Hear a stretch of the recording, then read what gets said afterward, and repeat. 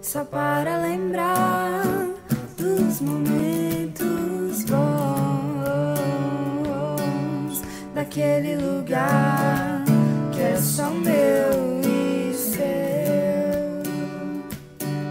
só para lembrar. Olá, estamos de volta com o nosso espaço, canal, seja lá o que for que você quer dar de nomenclatura, papo de teologia com a linguagem da gente. E nós temos o objetivo de abençoar a sua casa, a sua vida, a nossa gente. E hoje a gente recebe aqui com tanto carinho uma filhona, uma sobrinha amada, querida, uma menina de Deus, filha do nosso amigo e irmão, pastor Luiz Paulo, e nossa irmã Marinês, gente da gente. Ela é bióloga, é professora, graduada em biologia e mestranda, já concluiu seu mestrado, melhor dizendo, e tem tido algumas experiências muito interessantes. Hoje ela vai falar sobre preconceito, nesse tempo que a gente está vendo, particularmente nos Estados Unidos, algumas mortes tão trágicas. Esse preconceito velado que nós temos também no Brasil, e que a gente sabe que tem tanta característica de injustiça. Ela vai falar sobre os desafios na academia como mulher, como crente, os enfrentamentos e como negra. Enfim, vai bater um papo com a gente de altíssima qualidade e como quem conhece de fato o que está falando. A gente tem disponibilizado esse espaço aqui justamente para isso, para nossa gente falar com a linguagem da gente, para que a gente entenda, né? O desafio dentro da universidade enquanto crente missionária, que na realidade experimenta algumas coisas muito significativas da parte de Deus, e que nós nos sentimos tão orgulhosos por essas meninas nossas que têm subido degraus, que acima de tudo glorificam o nome de Deus, porque por Ele e para Ele são todas as coisas. Eu espero que você desfrute desse bate-papo tão significativo e cresça como eu estou crescendo na graça e no conhecimento de Papai do Céu. Seja bem-vinda, Laís, a casa é sua, minha filha, que Deus te honre. Oi, gente, tudo bem? Pai do Senhor Jesus para todo mundo. Fui muito bem apresentada, né, pelo pastor Nildo, carinhosamente chamado de tio, né? É uma pessoa muito querida da família. Olha, eu confesso que eu me senti muito constrangida de ter sido convidada, mas Deus é bom, né? Deus é bom. E eu separei algumas coisas aqui para conversar. Eu espero que seja um papo legal e tô aberta aí a ouvir o que vocês têm para dizer também. Como o pastor Nildo comentou, né, terminei o mestrado agora e fiz 2 graduações, licenciatura e bacharel.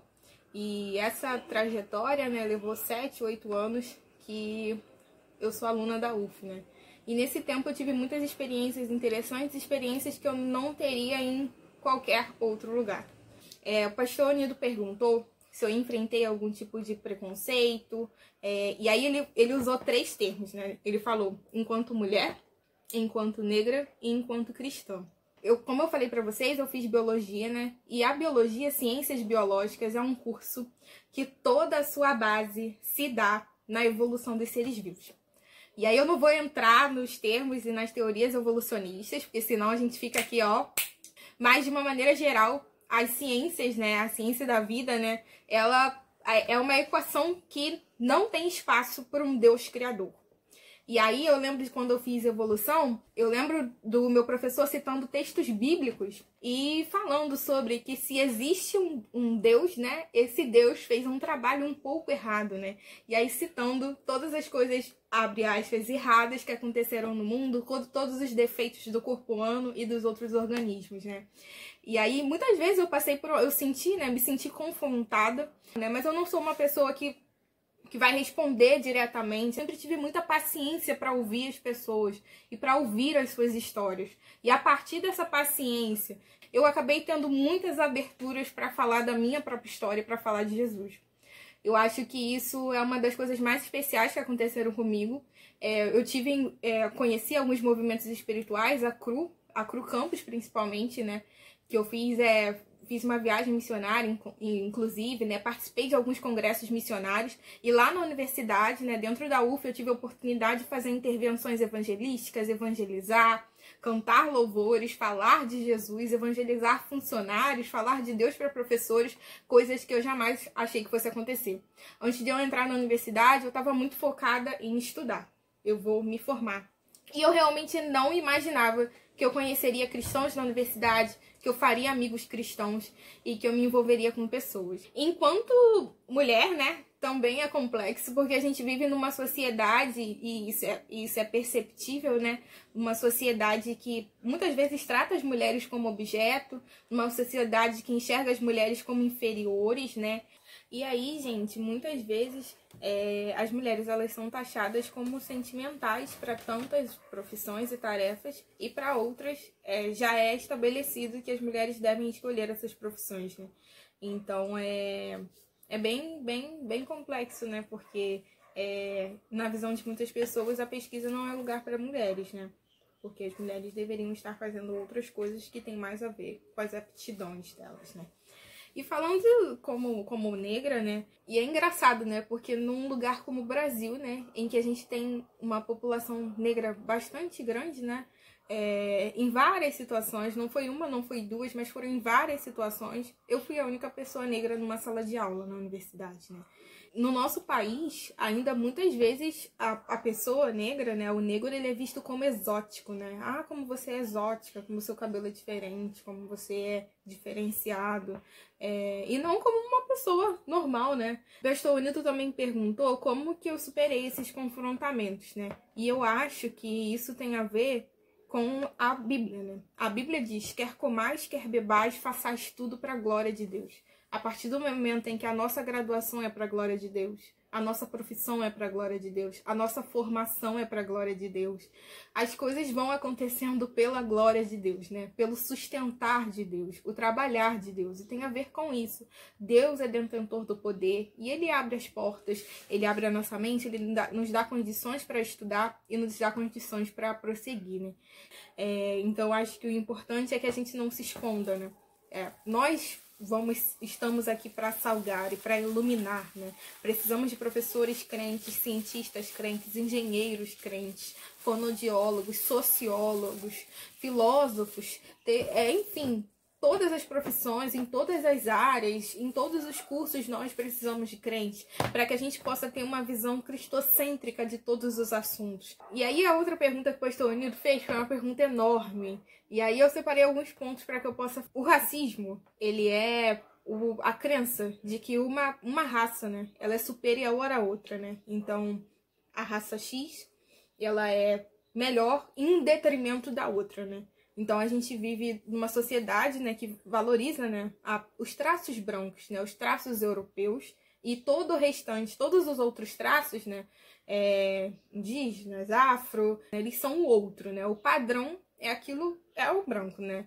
Enquanto os outros são o exótico, né? O diferenciado, né? O Brasil, ele tem um histórico, né, de escravidão, né? De tráfico de pessoas negras do ano de 1540 até 1860. Isso faz muito pouco tempo, se a gente levar em conta que a gente está em 2020. Então, há pouquíssimo tempo atrás, pessoas negras eram escravizadas, né?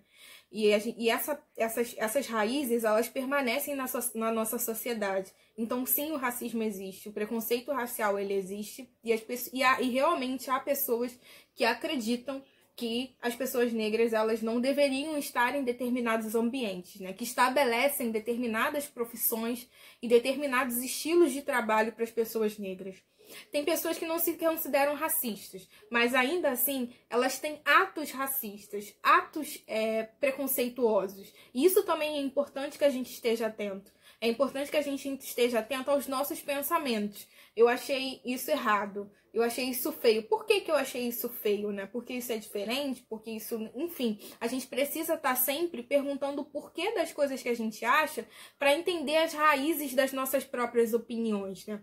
Há livros, né? A escravidão, ela foi sustentada cientificamente e religiosamente, né? Religiosos pregaram a favor da escravidão. Há livros e textos que atestam que as pessoas negras, né, que os negros, que os africanos, eles tinham geneticamente tendências para ser domesticados para trabalhos braçais, né? E muita gente ainda hoje acredita que os negros não têm almas, que os negros são mais passíveis de cometer crimes.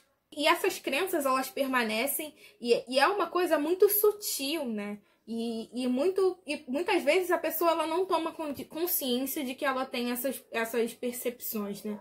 A gente não pode negar que o racismo ele existe. E essa reprodução de pensamentos e opiniões, ela permanece nas famílias. E aí a gente precisa, enquanto cristãos, né, falar contra isso, né? A gente precisa de uma estrutura para falar contra as atitudes racistas e também para acolher as pessoas que sofreram racismo, para que haja ali a manifestação da graça de Deus.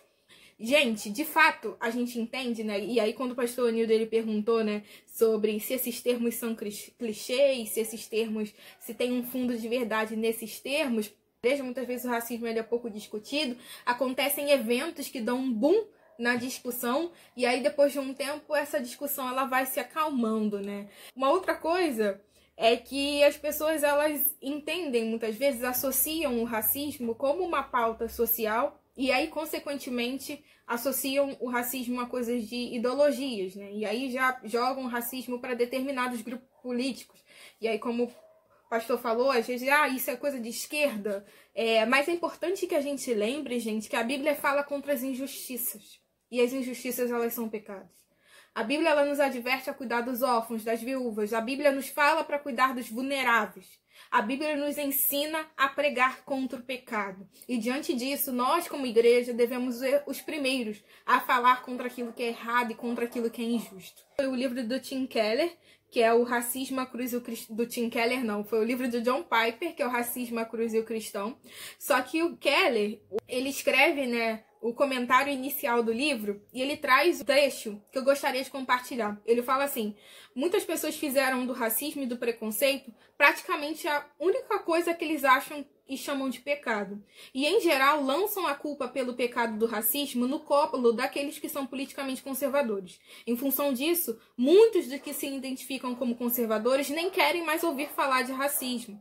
Eles reconhecem da boca para fora que o racismo é pecado, mas associam qualquer tipo de denúncia contra o racismo a sistemas de pensamentos liberais ou seculares, e aí trazendo para a nossa cultura, Rio, Brasil, para a esquerda. Então, o racismo é pecado e a gente não precisa associá-lo a causas políticas, né? Ele é pecado porque a Bíblia diz.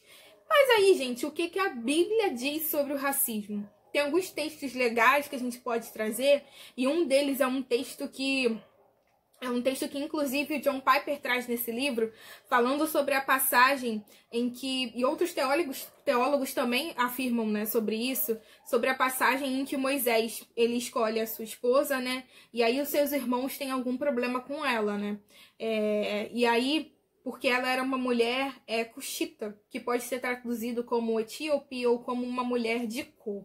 E aí a gente vê a correção do Senhor, né, sobre a vida de Miriam, né, sobre essa situação, pelos erros, né, que ela cometeu. Então a gente vê na Bíblia já que Deus ele não aprova o preconceito, ele não aprova a discriminação racial. O racismo, gente, é um atentado à graça criativa de Deus. Olha que frase bonita, a graça criativa de Deus. Porque nós temos um Deus que é um artista. Nós temos um Deus que é criativo. Nós temos um Deus criador. E ele criou todas as coisas, ele criou todas as pessoas. Se a gente olhar para a natureza, olha, eu não estou nem te convidando a olhar para os animais. Olha só para as plantas. Olha a diversidade de plantas que a gente tem. Olha a diversidade de árvores frutíferas. Quantos frutos diferentes a gente tem. Quantas flores diferentes. E aí quando a gente olha para os animais, a gente tem animais que voam, a gente tem animais marítimos, a gente tem os animais, a gente tem plantas aquáticas também, a gente tem uma diversidade enorme de insetos e de animais selvagens e de bichos que são carnívoros e que são onívoros. E a gente tem, enfim, a gente tem uma diversidade muito grande que mostra o quanto o nosso Deus é criativo. E ele não foi diferente ao se tratar das pessoas. Ele criou pessoas de várias características diferentes, com mais variados tipos de cabelo, com as cores de pele, com os tamanhos de nariz, enfim. E Deus, Ele ama todas as pessoas. E a Bíblia diz que ele fez o homem, que todos nós fomos feitos à imagem e semelhança de Deus. Isso está lá em Gênesis 1, a partir do 26. Ele também criou tudo, e ele disse que tudo era bom. Outra coisa importante que a gente pode trazer em Atos 10, 30, em que a Bíblia fala que Deus ele não faz acepção de pessoas, mas a Bíblia ela nos ensina que todos nós somos iguais em valor. A gente não pode ser 8 ou 80. A gente não pode recortar a Bíblia e pegar as partes da Bíblia que vão falar das nossas próprias angústias. Ao mesmo tempo, a gente não pode ser egoísta e ignorar as angústias dos outros, né? Enquanto cristãos, né, o que a gente faz, né? Como de fato a gente pode ser relevante, né? Falando especificamente do racismo, é importante que a gente reconheça as atitudes racistas. Então, enquanto cristão, é importante que a gente aponte o pecado, né? Que a gente fale sobre esse tema nos nossos púlpitos, né? Que a gente use as nossas tribunas para isso. Que isso seja tema de pregações. É importante que a gente use livros sobre o assunto, teóricos cristãos que falem sobre o assunto, sobre isso nas nossas EBDs, que falem sobre isso com as nossas crianças, com os nossos jovens e adolescentes. É importante que a gente viva em diversidade. A igreja, ela é um espaço para perdão e arrependimento. Então, a partir do momento que a Bíblia me diz que eu sou a imagem e semelhança de Cristo, isso é o suficiente para que eu perdoe o pecador, né? Para que eu perdoe quem foi racista comigo. Então, nós precisamos perdoar quem nos ofendeu.